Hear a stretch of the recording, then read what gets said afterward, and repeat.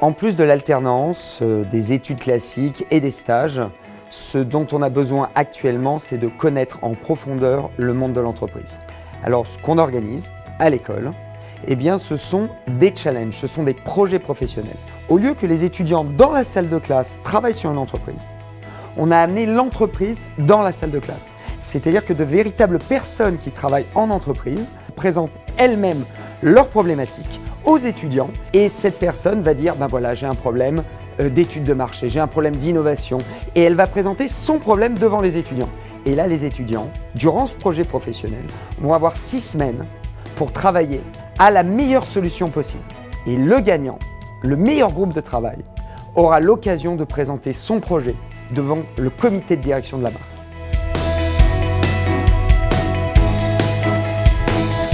L'entreprise vient avec une problématique précise. Exemple, j'ai un problème de débouché sur tel marché géographique.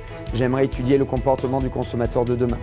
J'aimerais avoir des stratégies de finances intéressantes sur tel couple produit-marché. J'ai un problème de sourcing en ressources humaines. Les sujets et les problématiques sont extrêmement variés. Et les étudiants ont 6 à 8 semaines pour proposer la meilleure recommandation, la meilleure piste possible et quelquefois une création originale. Après 6 à 8 semaines, la marque choisit le meilleur groupe d'étudiants. Et ce meilleur groupe d'étudiants est financé par l'école à l'étranger pour présenter son projet devant les comités de direction de grandes marques. Une compétence que l'on apprend, c'est tout d'abord le suivi professionnel, la rigueur professionnelle. Et lorsqu'une entreprise, lors d'un véritable projet, vous dit « vous me le rendez le 2 mai à minuit », vous le rendez à minuit 5, vous êtes disqualifié. Cette réalité du marché, vous l'apprenez lors des projets professionnels. Et j'en arrive à une autre des compétences que vous apprenez. Pitcher, apprendre à présenter devant un public professionnel. Parce que je peux vous dire que présenter devant une grande marque avec des professionnels qui ont le pouvoir de vous embaucher à la sortie de la présentation, ce n'est pas la même chose que de présenter devant vos camarades de classe. La suite du rendu final, qu'est-ce que c'est? C'est d'abord se faire un réseau. Vous présentez à des directeurs financiers, RH, marketing, communication.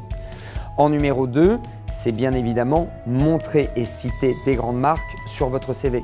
Mais en plus de cela, on peut se faire embaucher, on peut trouver un stage et surtout, la stratégie a pu être appliquée, implémentée par l'entreprise.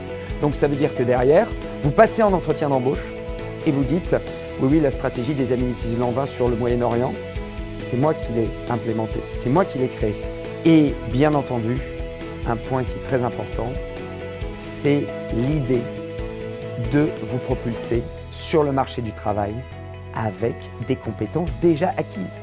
C'est-à-dire dire à votre futur employeur, vous n'avez pas besoin de me former, je suis prêt.